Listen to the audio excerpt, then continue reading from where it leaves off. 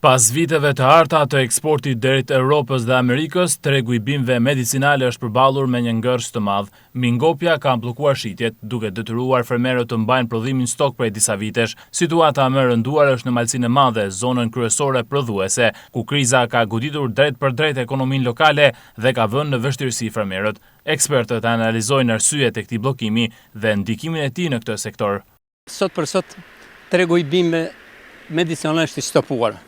Një pjesë e mirë janë pesimist edhe po tërhiqen. Edhe mosha jonë, ato që tërhiqen, është e vështirë me u rikthy më sepse do në dhe investim fillestar.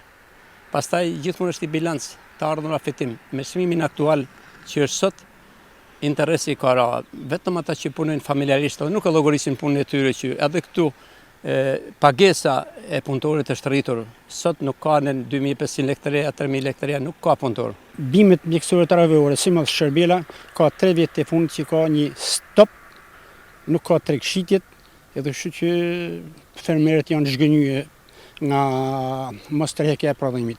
Janë disa 10 ton Shërbel që e kanë nëpër shtëpia, nëpër kavaleta, edhe kështu që janë të zhgënjur për momentin. Për shkak të situatës, shumë fermerë janë të detyruar të braktisin prodhimin, duke quar në rritjen e sipërfaqes së tokës së papunuar. Rreth 16.200 hektarë që mund të ketë Malsia e Madhe, mund të jetë një 30%, 30-35% që janë toka djerë. Mund të jenë toka që janë lanë edhe për arsye sepse ka ra interesi kultivimit, po edhe për arsye migrimit. Ndërkohë, tregu ndërkombëtar i bimëve medicinale është i tengopur për momentin për shkak të prodhimit masiv. Megjithatë, sipas ekspertëve, interesi për këto produkte pritet të rikthehet brenda disa vitesh.